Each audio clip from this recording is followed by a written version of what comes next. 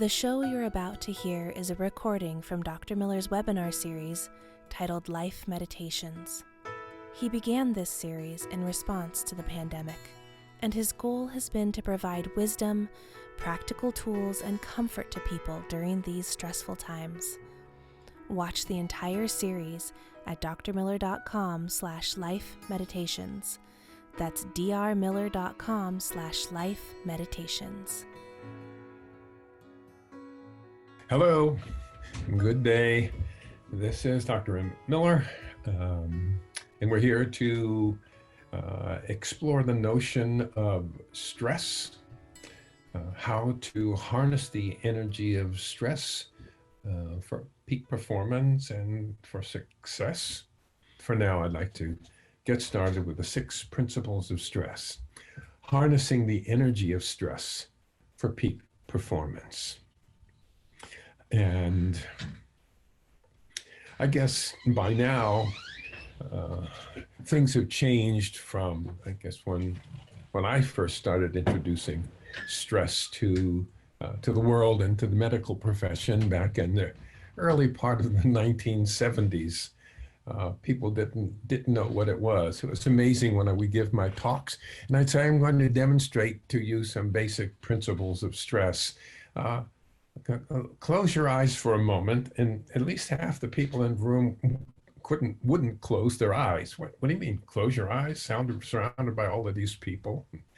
But I think that by now it should be obvious, even to the most dubious of scientists who believe in evidence, the evidence-based approach to medicine, and I must say I'm part of that group. We all know that poorly managed stress and the destructive hormones and free radicals that it releases into the body are at the core of most of our physical ills.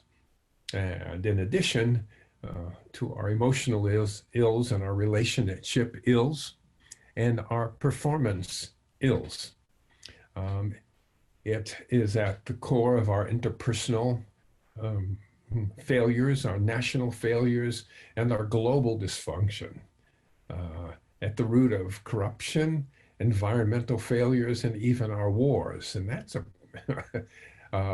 pretty big statement I'm making there, but I actually want to show you what I mean by that. And I'm serious when I say that. This is a core principle, and I want to talk about why it is so hard, has been so hard for us to understand this, and why it is that basically the system that we're in is dead set on preventing us from being able to deal with our stress, because that stress that we have is the system's way of manipulating us to do what it wants us to do. That's why we have the government we have. That's why we have the corruption. That's why we have the immense amount of child sex trafficking, drugs, corrupt public officials, and the international stresses that we have out there. Everybody is suffering while a few are making a lot of money and gaining a lot of power. And the way it happens is by keeping us on the edge of our chairs. And most people are looking for this magic pill that somehow is going to get rid of the symptoms of stress and give them some temporary relief. Most people don't want to take the time to learn about the true source of stress and take the time to go about healing at this source. The problem is, it's just like taking a tranquilizer. You know, you feel tranquil for a while, but your tension comes back again soon, and it comes roaring back with more power the next time. And so what I want to do is to talk a little more deeply about stress than you usually hear, because I'm interested in getting to the source of it. Relieving your stress for a day or two or a week or a month, that's great. But if we're going to survive, then we need to get deeper into all of this. It's not really very difficult at all. And I want to show you that the stress is primarily, overwhelmingly due to your attitude in your way of thinking about the world. And so what I'd like to do is to begin, a number of people asked me to do this, is to begin with a little relaxation, a little bit of a meditation. So let your body be in a comfortable position, to be aware of the fact that at this moment in time, there's no other place that you need to go. There's no other problem that you need to solve. You can give yourself permission to be present here in this moment.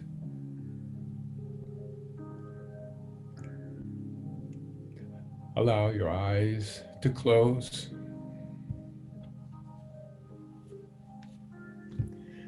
Behind your closed eyelids, let your eyes gently roll upward till you're looking upward toward the back of your forehead.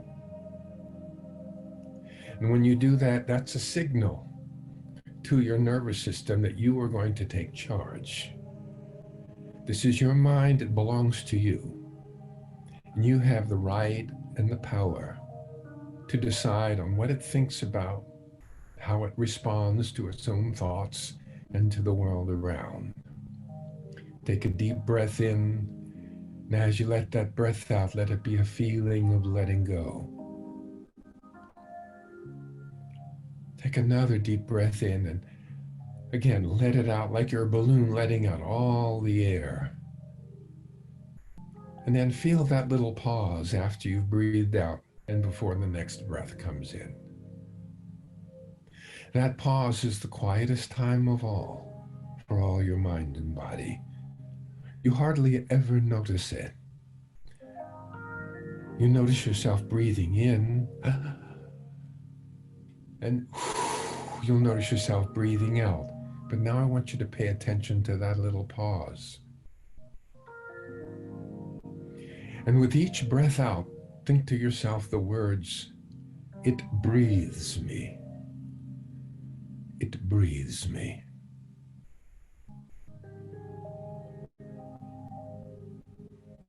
Sink down into that little pause. And notice a little spark of energy that starts your next breath in, all by itself. You don't have to take a deep breath in. You don't have to tell yourself to breathe. Well, you can. Let's try that. Breathe out, and then take a deep breath in. Let it go and sink into that pause, and now don't start the next breath. Feel it start. Where does that come from? That little spark of life. That spark of love. Something in you that wants to be alive, that wants to be present. With each breath out, feel your body letting go of all unnecessary stress and tension. Feel relaxation starting down in your feet and legs. Feet and legs totally relaxed. Now relaxing your pelvis and your abdomen. Your pelvis and your abdomen release with each breath out. Feel the rising and falling of your abdomen as the air breathes you. Feel your chest letting go of all stress. And now your arms and your hands relaxing. Your neck, your scalp and your face. Muscles around your mouth relaxing. Whenever an unnecessary thought comes along, breathe that thought out. You don't need to think about the past or the future because they don't exist. Just being here in this moment, releasing.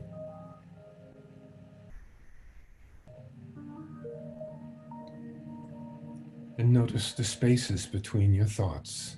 There are fewer thoughts, longer spaces between your thoughts. Sink into the spaces between your thoughts. You are here. Now.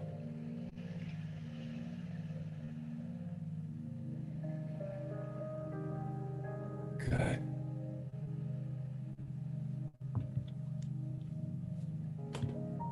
Now, I'm just going to count from 1 to 3, and as I do, feel yourself returning from that inner place, but bring back the relaxation with you. 1. As you become aware of where your body is in space and time. 2. When you're ready, letting your eyelids open and just enjoying your ability to see shapes and color. 3. Wide awake. Good. So that's our basic mind tool, which is about relaxing deeply, such as one does in meditation or deep prayer, or doing self-hypnosis or autogenic training or Christian Science, or gosh, so many different tools exist. Mostly they exist in special areas like Christian Science. Yeah, but they'll tell you, no, whatever you do, don't do hypnosis. That's dangerous. And hypnosis say, no, this isn't the same thing as prayer. And, the Christians will tell you, no, you don't want to do Buddhist meditation because that's pagan or whatever. And yet they're all really teaching the same thing. I mean, the same prejudice and lack of understanding that we find among races in this country and races and nationalities throughout the world. That same resistance to really seeing someone else and to see our commonality. But in my experience, the important piece is what they all share, which is the deep relaxation. That's the beginning, because that, as you notice, you've let go of a certain amount of stress just from that little relaxation. These are what I call mind tools. And when you take that mind tool of deep relaxation, 1, and combine that with guided imagery, with affirmations, and with wise guidance, which we will discover more about wise guidance as we go along. These are what can enable you to harness the energy of that stress. A lot of energy in stress usually goes into tensing your muscles and pumping out poisonous chemicals into your body and making your mind race and distracting you. It takes a lot of energy to do all of that. Well, you can reinvest that energy to produce happiness and peak performance and even love in your life, if that's something that you want, and I think you probably should consider it. So to go beyond relieving the symptoms of stress to actually harnessing its energy, it helps to have a full understanding of what stress is. And if you can understand the following principles that I'm going to share with you and integrate them into your thinking and planning in your life, this can help you live a life that's not only healthy, but one in which there are positive reserves of energy that can be tapped for creativity, for achieving success, and for developing positive relationships. And I offer them in the hope that they will help you find true satisfaction, fulfillment, happiness, and love in your life. So in addition to talking about stress, I'm also talking about shifting to a different paradigm of thinking about things. This is a photograph taken from back in the maybe the mid 70s or so. I have been working with these tools in my office and helping people, stop smoking, deal with headaches, be more relaxed, do better in their work. But what about serious diseases? So I was called to the hospital emergency room to see this young woman who had severe ulcerative colitis. It's just about skin and bones here because of chronic severe diarrhea and bleeding and so forth. She had ulcerative colitis, and I was called in by her medical doctor, who they weren't able to control this over a long period of time, and the only thing left to do was to take out the entirety of her colon. She'd have to wear a colostomy bag for the rest of her life. But he thought that she was psychotic. Perhaps in some way she seemed to be very nervous, and he was having trouble really communicating with her. She was very upset and depressed, things like that. So she just wanted me to check, and he did. He called me in, and I asked him. I said, "Well, can you put off operating on her for a while, because I want to try something else?" And so I worked with her using these new tools that I had developed. And I helped her deal with some of the inner stress that she had felt in her life from, I think, a lot of really abusive situations that she had experienced. And I guess I had worked with her, I guess maybe 6 to 10 visits, and she started to improve. We didn't need to do the surgery. And well, here she was, back again, no further signs of the ulcerative colitis. She still took some medication to help, but none of the severe things. And she became happy. And I followed her, I guess, for about 5 or 10 years, and it continued because very severe diseases are related to the stress inside, and yet our system doesn't know anything about it. So in addition to learning how to use the tools of psychotherapy and medical hypnosis and neuropsychiatry, all the modern things that I had learned about in my medical training, I also looked into the past, because back in 400 BC, Hippocrates said, "It is more important to know what sort of person has a disease than to know what sort of disease a person has." Interesting. So that knowledge was here, and yet along came René Descartes, and what he taught us was that I doubt, therefore I am. We say, I think, therefore I am, but that's not what Descartes said. Descartes says, I want to know what is it I can be certain of in life, because no matter what I think I know, I can always doubt that it's true. But the one thing that I cannot doubt is the fact that I am doubting. And so he begins his logic from there.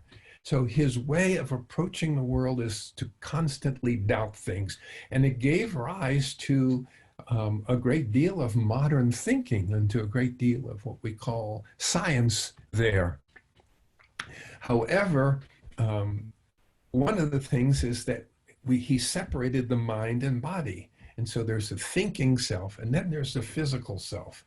And in a way that worked well, because up until now, the priests would not let doctors cut into the body and do autopsies. So we didn't know how bodies worked. But now, after Descartes' work, they said, oh, yes, the sacred part of us is in the mind, the body, that's just yuck. So it's okay.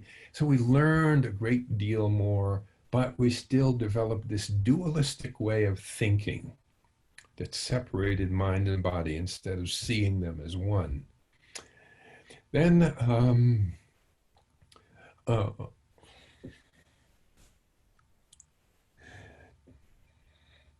along came Louis Pasteur.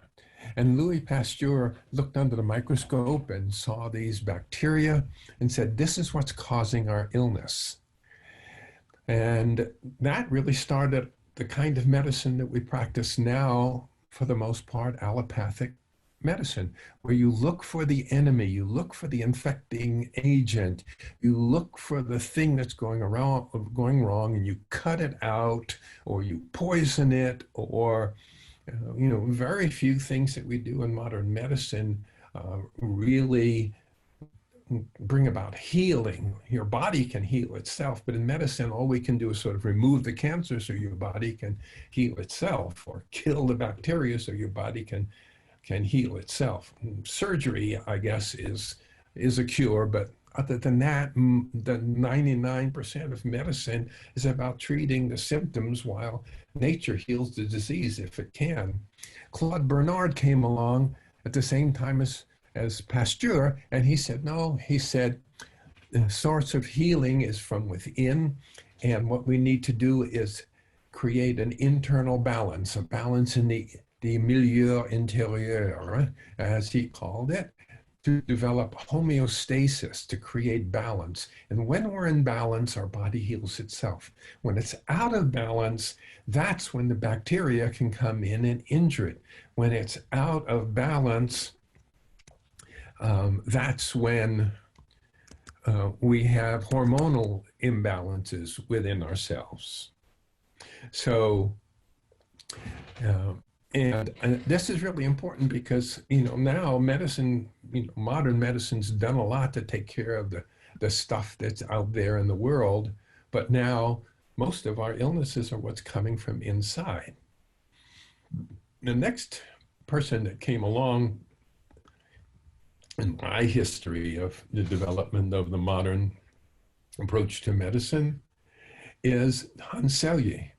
And Hans Selye was a medical student, and as a medical student, he observed how his professors would make diagnoses of their patients on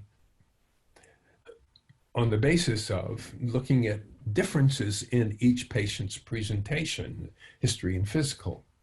But what he noticed is the doctors didn't seem to pay attention to the fact that regardless of the way patients differed from each other, there was the fact that there were generic complaints that all patients had in common, such as looking tired, having no appetite, losing weight, preferring to lie down rather than to stand up, not being in the mood to work, and so forth. When he asked his professors about it, they responded that that observation was of no value, since it would be of no benefit in helping to determine the specific source of a person's problem, and so that you could then go after and get that source and cut it or kill it or whatever you can do. That didn't make sense to Selye because people were suffering. He vowed one day to take the time to investigate what he called the syndrome of being sick. So 10 years later, he took the time to do it. And what he did was he performed post-mortem examinations on the bodies of deceased patients and also of lab animals. For instance, people whose death may be from infections or from injuries or from severe fear or poisoning or exposure or any strong, noxious or deadly force. And no matter what they died from, he discovered that their bodies all displayed similar findings on autopsy.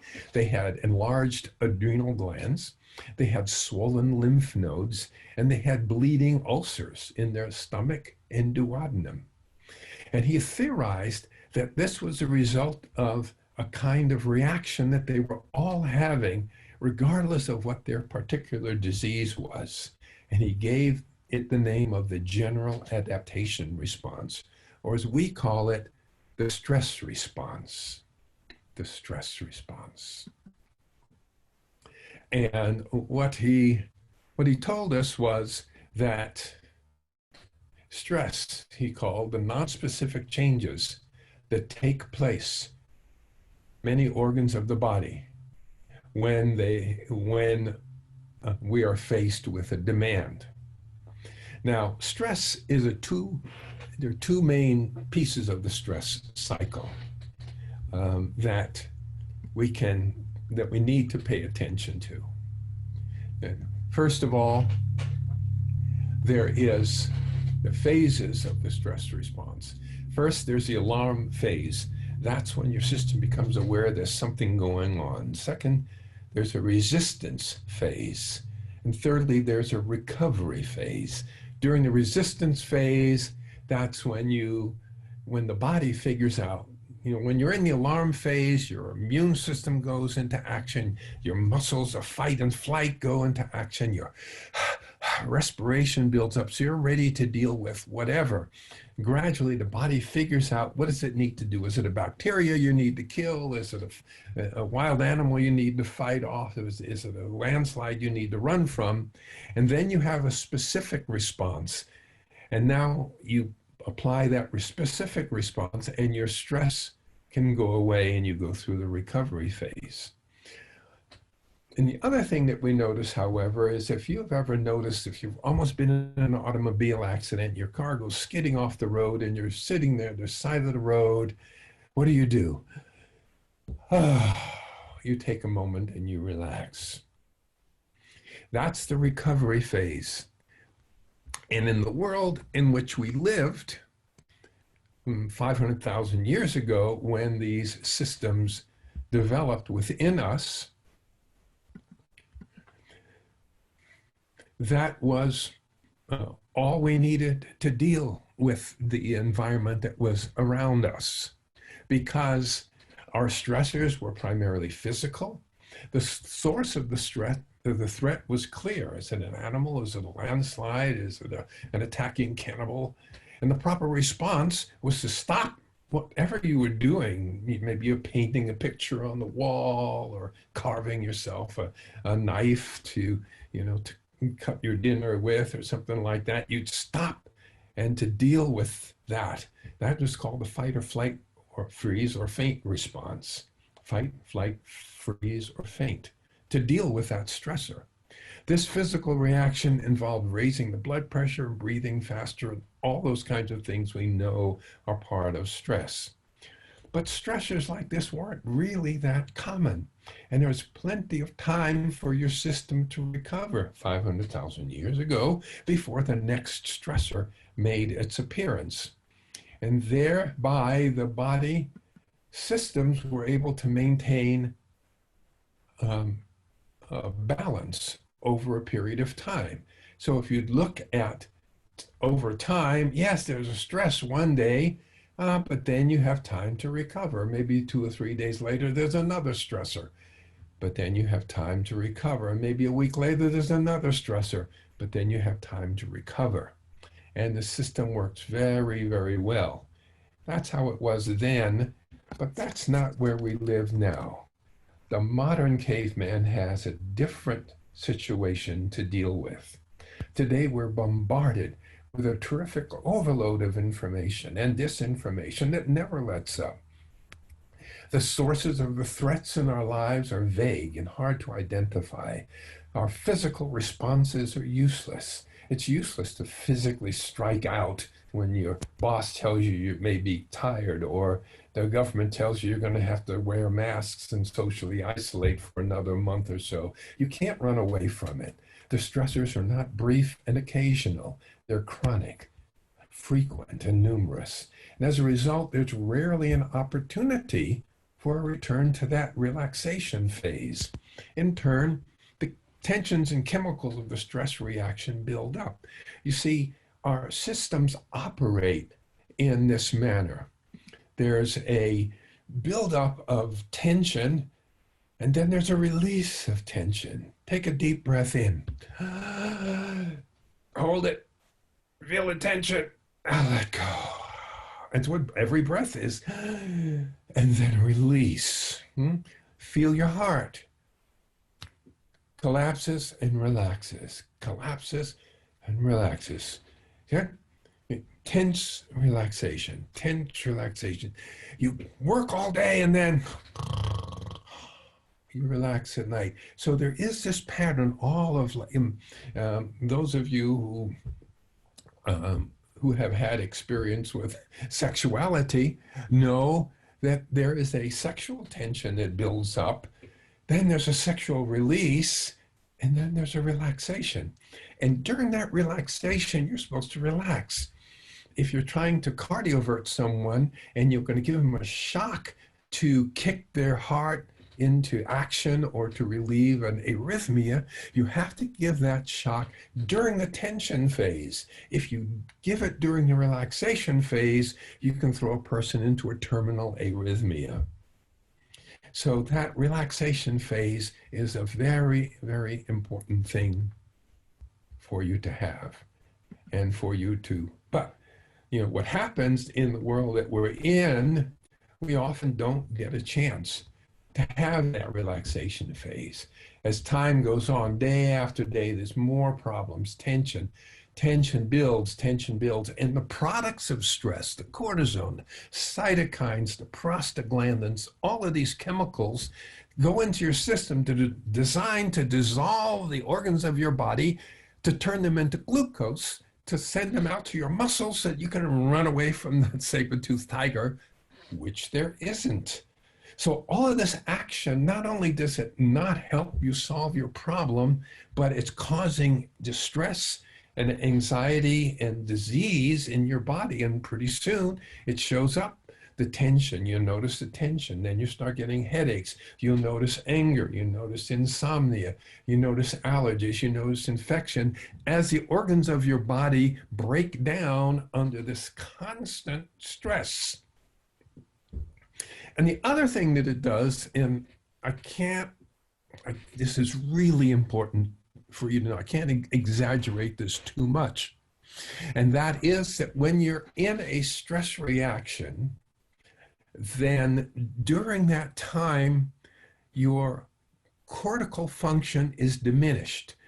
All of these things happen. This is your monkey brain taking over. You don't decide to be stressed. Your monkey brain decides, we're 3 seconds from death. Let's tense up. Let's stop. Don't allow sleep. You may die. All this. Well, it turns off your higher brain. So you stop painting on the cave walls. You stop carving your little knife. You stop thinking. So that when you're in a stress state, you cannot think creatively. You cannot access your wisdom. You cannot access the higher parts of your mind, which can perform what we call system 2 thinking, which is what's missing in the world. We're busy fighting with each other. We're busy being polarized. We're busy being violent. Families are falling apart. Communities are falling apart. We're I think we're about to send our ships into the South China Seas. And so, hey, we may have another world war on our hands, only nuclear this time. That's what we're doing. This is monkey brain kind of, this is not wise. And it's true for us on the individual basis. I think next week I'm going to talk about awakening the leader within. That's who needs to wake up and take over. You. And we've all learned to feel like victims because this stress that's all over in our lives and that we're so stuck on is creating all of these problems. To deal with these problems, we drink, we gamble, we philander, we hide, we go into panic, we go into anger, we shoot our spouse, all this kind of crazy stuff that we do because we're just not dealing with the stress that's inside of us. And again, when we're in a stressful state, and you can tell that because you're feeling anxiety or fear or frustration or anger or despair or guilt or shame, or you're feeling jealous, or you're feeling envious, you're feeling resentful. None of those gives you any access to your wisdom. They block you from seeing the solution that's right in front of your eyes. And I'm going to, in a future session, I'm going to be talking about the new paradigm, and we'll be talking about System 1 and System 2 thinking. Those of you who want to get ahead, look at Dr. Kahneman's work, Kahneman. Kahneman's work, great book that he's published called Thinking Fast and Slow. He's done wonderful experiments to show how incredibly we are being manipulated by the world around us and we don't even know it. But part of it is keeping you in stress, and that makes it easy for you to be manipulated. So, some of the symptoms of stress, what accumulates, physical symptoms. mental symptoms, tension, irritability, inability to concentrate, feeling excessively tired, the anger that comes up, anxiety, frustration, helpless. We feel helpless. We're a world of victims. We feel that all of this is happening to us. And because we're helpless, then we turn to these ways of escaping: smoking, procrastinating, being irritable, judgmental of self, others, self-abusive traits. And then with continued stress in the body, we suppress our thyroids, blood sugar imbalances, type 2 diabetes, decreased bone density, decrease in muscle. All of these things are scientifically shown to be the results of this continued stress in the body, the infections that come. What do we need to do to recover from this horrible situation? We need to restore that relaxation phase, remember? Because there are these stresses. But in order to do that, we need to take a break. And by understanding Dr. Selye's definition of stress, that is, stress being the non-specific response to what is considered to be a stress. And remember, it's, or threat.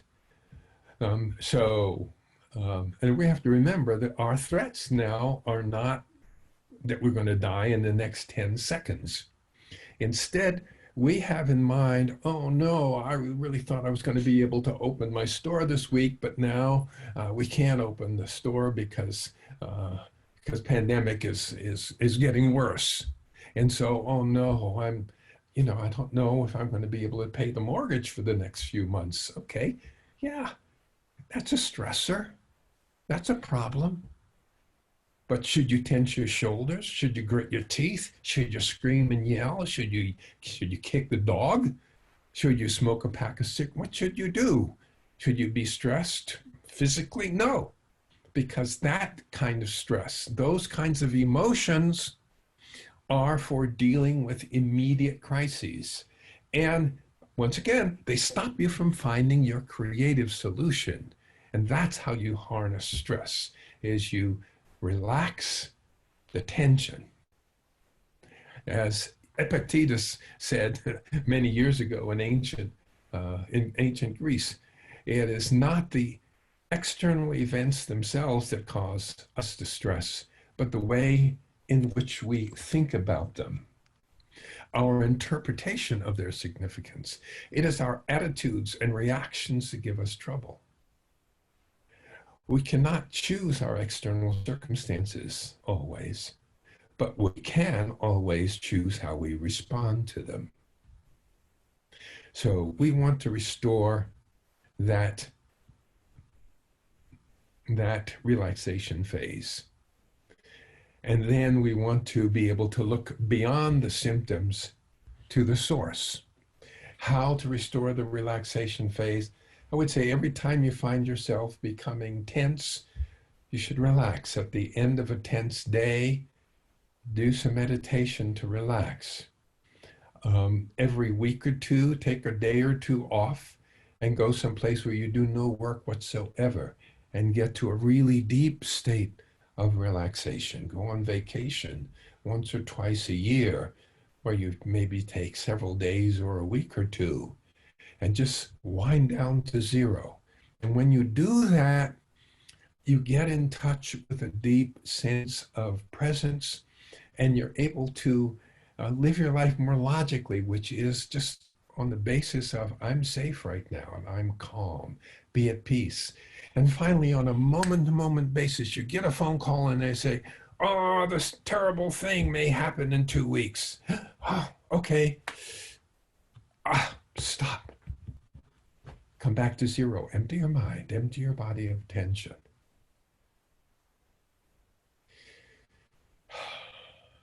Yeah, you're going to have to deal with something. And in a couple of weeks, by then, hopefully you'll figure out a solution to it. Now, what would be a creative way to deal with this challenge? But you're not going, oh my God, what am I going to do? You're not doing that. So on a moment to moment basis, that's how we're designed. Not like your heart can beat and just stay tense like that for 2 or 3 days and then relax. Breathe in, embrace the tension, and then let it go. And we want to be able, number 2, to look beyond the symptoms of our stress to the source of our stress,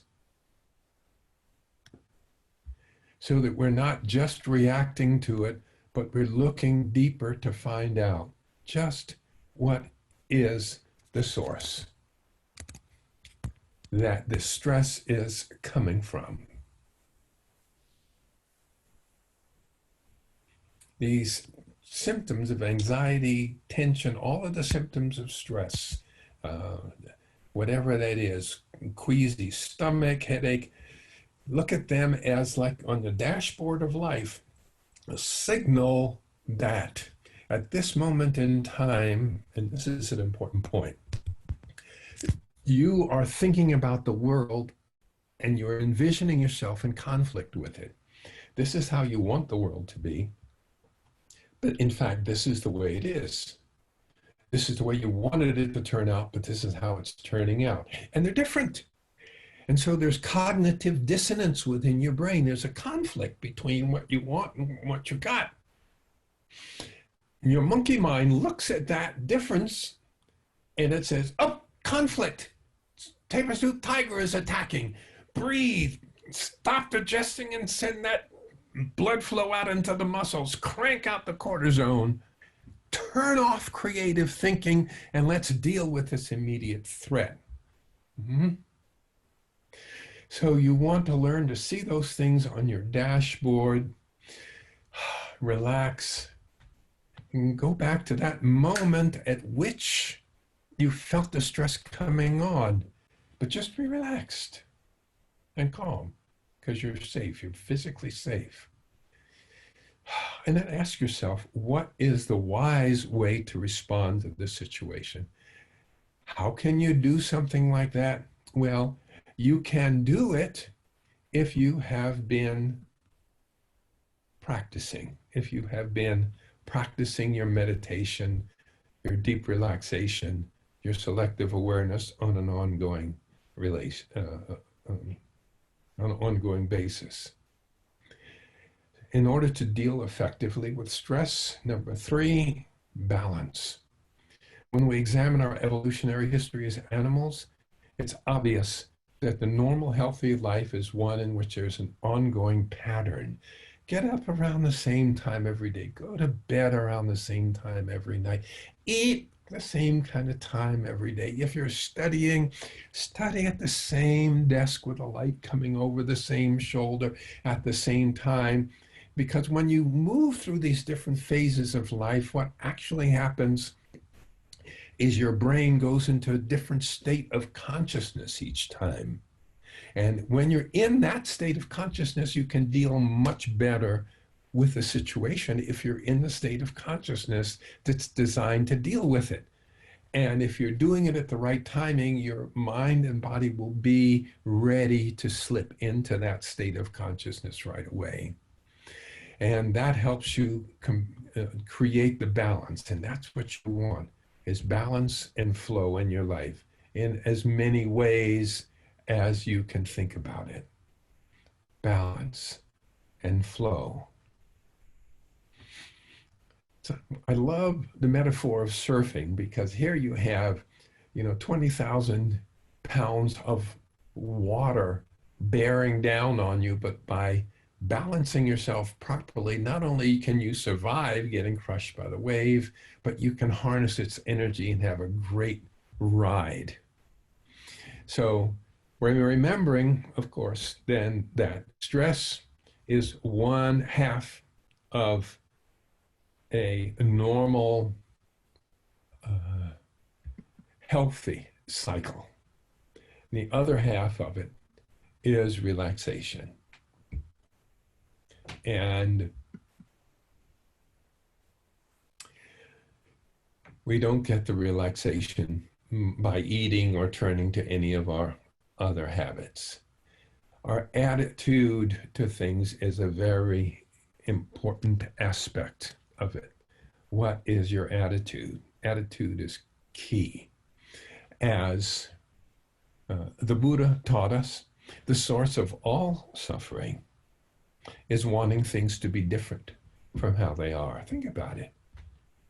Wanting things to be different from how they are is the source of all suffering.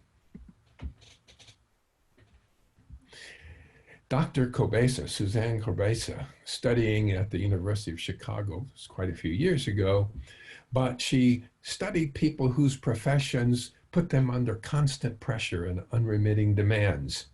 She found two easily identifiable groups, one that became ill and one that did not become ill.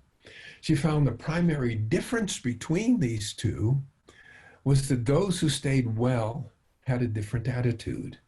Namely, those who stayed well, number one, they felt committed to their jobs. The job was important to them.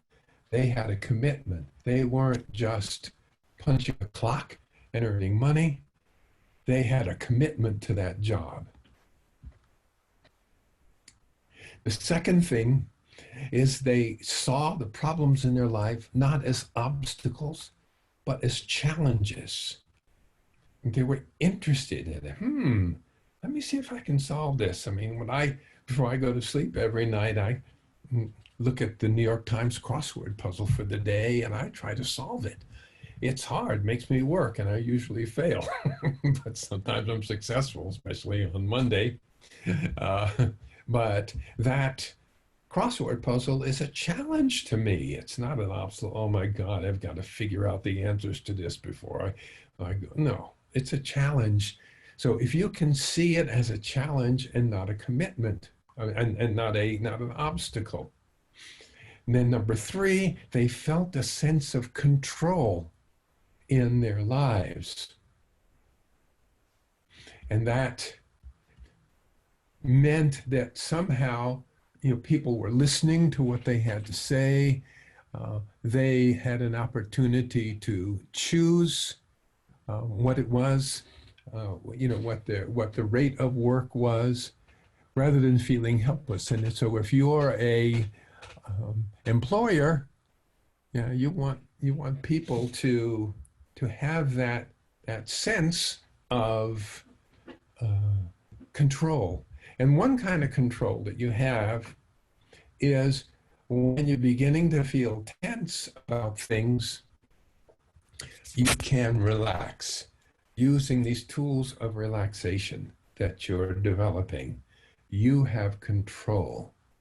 It's so nice once you've learned this, when something bad happens, and you choose consciously to become completely relaxed for 3 or 4 minutes. And then say, okay, I'm ready to go back and solve that problem. And you feel in control. But when it's like, I don't know what to do. Should I do this? Should I do that? Where should I go? So we're in that helpless victim role. I've talked before, and I will talk again about learned helplessness. We have that learned helplessness. The system has taught it to us. The learned helplessness makes it possible for us to be controlled. So we buy what they want us to buy and vote for who they want us to vote for. Principle 5, stress in itself is neither positive nor negative. Stress can be good for you if you harness it to produce peak performance. Because when there's something you care about and now there's an obstacle that you see as being a challenge, and so you relax. Instead of that stress going into you being tense and worrying and becoming obsessive compulsive, instead of that, the reason that there was stress, the reason that there was a feeling of conflict is because you care C-A-R-E. So we talked about the three um, the three C's of stress management. When you feel committed, you see things as a challenge, and you have some sense of control. And the fact is that you care about it. So when you relax, now your higher mind comes online. You have just invited a very wise advisor on hand. And that inner wisdom can now guide you to being creative. Why does it guide you? Because you care. Because you care. You know, like you see these things where, a child falls off the deck of a cruise ship and some guy just instantly pulls off his shoes, dives in the water, and manages to save this child in the rough water. And they run over and they interview him. How were you able to do that? Where did you get the courage? Weren't you afraid? He says, no, I just saw a child who was going to die. And I said, I can't let that happen. And he did it. I have no idea. It's like I knew how to swim, but I never saved anybody before. And I've never swum in the ocean, it doesn't make any difference. You have these powers, but they're being denied to you. And I'm going to show you how to get to them if you work with me. You can harness that stress, and the peak performance comes by your tuning into that internal wisdom. And then sixth principle, stress management is an inside job. No medications or supplements are going to relieve that true source of your stress. Only you can do it. And it is important that you create your own program for dealing with those stressors and demands in your life in such a way that you can produce the final effects that you want to produce in your life and achieve the kinds of successes in your life, the kind of lifestyle, the kind of love, the kind of happiness. Okay, I'm going to offer you a little meditation around stress, but afterward you may not want to stir yourself. Find yourself a relaxed place to be, to sit or lie comfortably. Become aware of the fact there's no other place that you need to go, nothing else that you need to do, no problem that you need to solve. Therefore, you can give yourself permission to relax.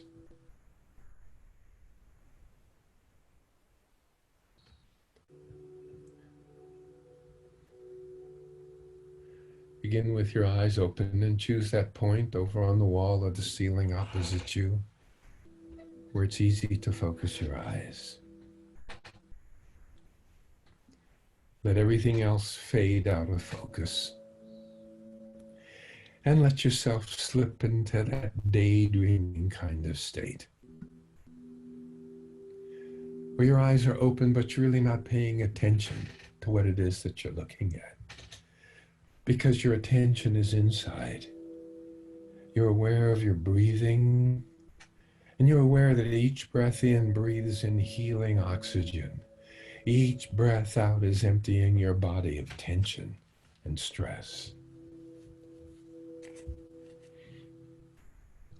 Imagine you can see the word relax on the back of your forehead as your eyelids close and your eyes roll upward.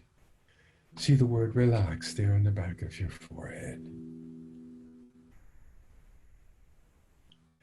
Relax the muscles of your eyelids down to the point they don't want to open. And when you have that feeling in your eyelids, test them. They just don't want to open at all. Pretend your eyelids weigh 100 pounds each, and then try to open them. And as you do,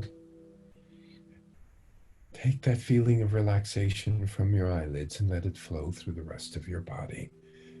Through your forehead and scalp, your face, muscles around your mouth relax. Your neck relaxes. The relaxation flow down into your shoulders and your arms and your wrists and your hands. When that relaxation reaches the tips of your fingers, You may feel a kind of a tingling or a warmth or a heaviness.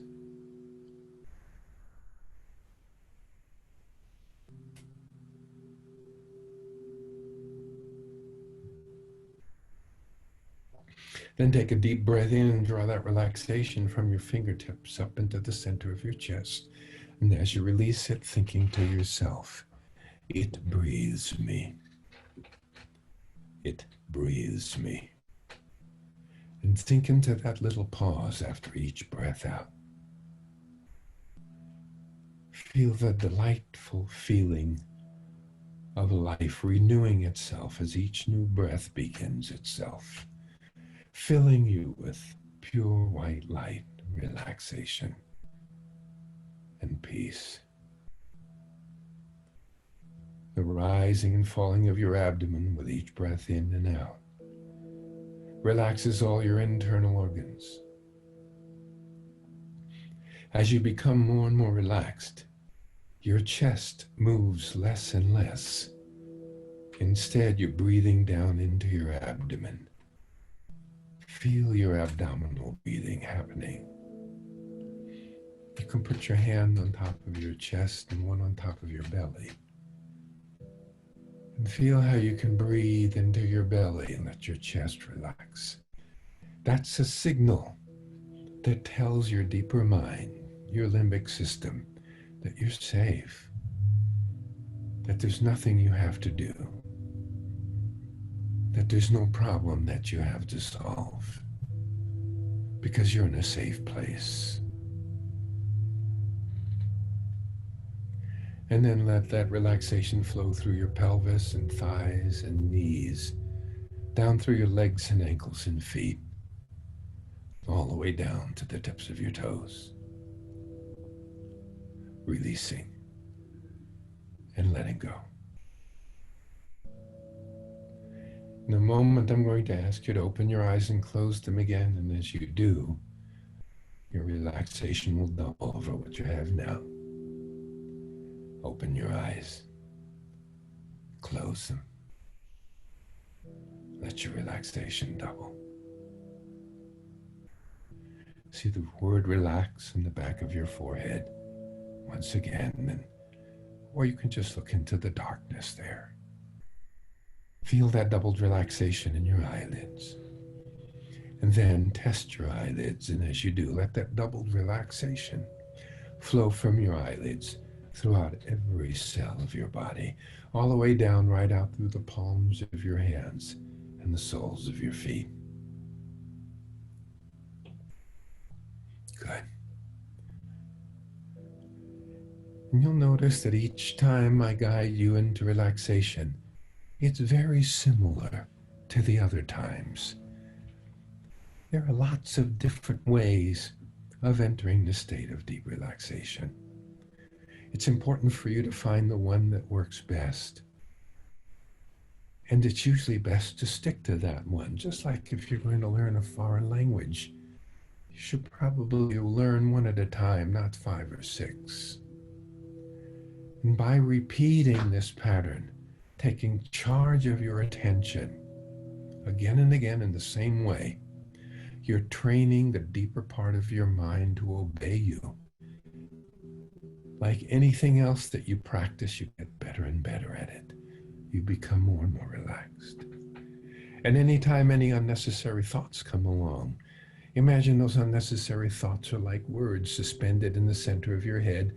And with your next breath out, empty those unnecessary thoughts from your mind. And let your next breath in breathe in pure white light that swirls through your mind. And then feel that white light flow down through your body, relaxing every part of your breathing and every part of your body and every cell of your being. If another thought comes along, empty it in the same way. Let yourself sink into the spaces between your thoughts. More and more relaxed, more and more calm. And allow yourself to know that any time of the day or night, when you begin to feel strong emotions that aren't helpful, anxiety, anger, fear, frustration, despair, resentment, all of those, resentment, guilt, jealousy, whatever it may be, stop. They're not helping you, and you know it. In the higher level of your mind, come to the higher level of your mind by closing your eyes. Focus on the point, close your eyes, and empty. It's really not that difficult because you know you're safe and you know you're calm. Go to your special place. Go for a walk on the beach. Lie down in a hammock between two beautiful trees. Take a walk in a mountain meadow strewn with wildflowers. Wherever you might like to be, go into a beautiful chapel, a safe place where you can now access your wisdom and allow yourself to know that you have the power to find this place of serenity. And here in this place of serenity, you can accept this moment exactly as it is. Because at this moment, nothing has to change. There's not an emergency. And in touch with this wisdom, you can ask yourself, what are the things that I can change in the future? What triggered this feeling in me? What is the challenge in my life now? I'm smart. I'm connected with a deep wisdom. There's a sacred spirit within me that will guide me. I have talents. I have gifts. And I have skills. And in touch with my wisdom, I can figure out how to approach this challenge successfully. And I'm kind of excited about it. And now I can see in my mind how I want to go about it. I may not see the whole series of steps, but I can see the first. I can see the next step. I need to call on this person. I need to check this website. I need to look at these notes. I need to take a break. Maybe I need to sleep. Maybe I'm hungry. I can start with the first step because the first step is so important. The journey of 1,000 miles begins with that first step. The wise part of you tells you the first step in your life now. What's the wise first step for you?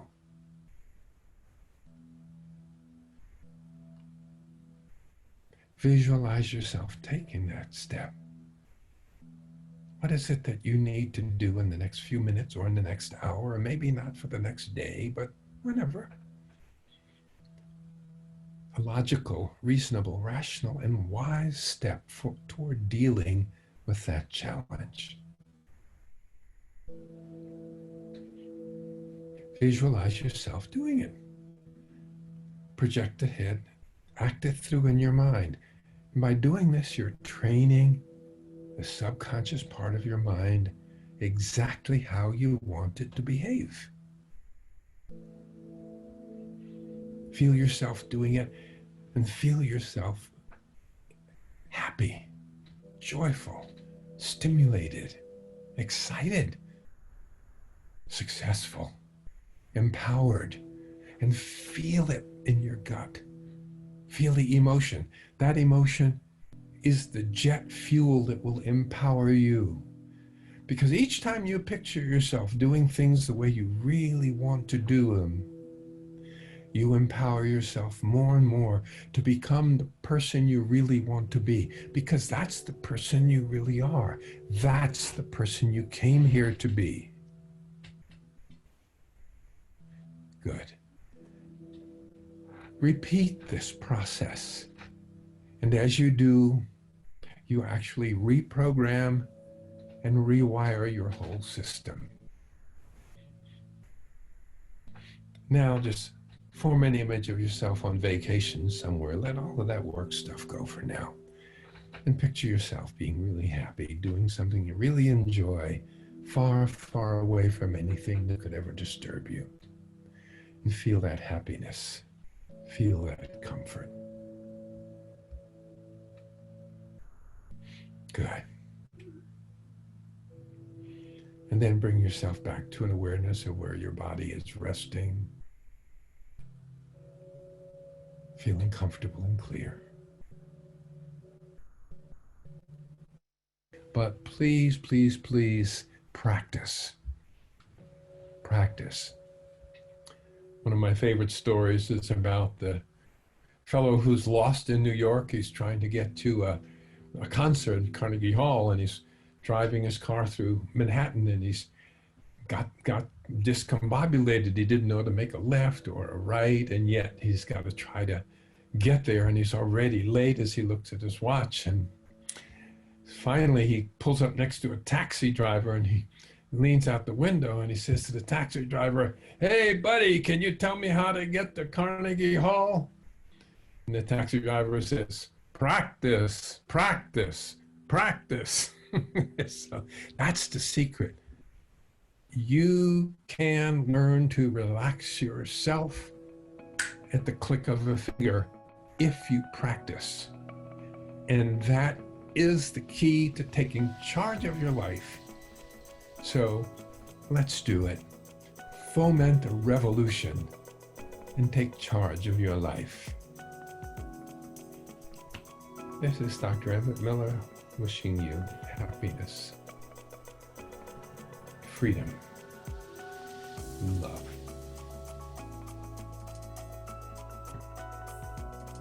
If you enjoyed this video and found its information helpful, please like, comment, and subscribe to Dr. Miller's YouTube channel. Doing this will help to get Dr. Miller's content to more and more people.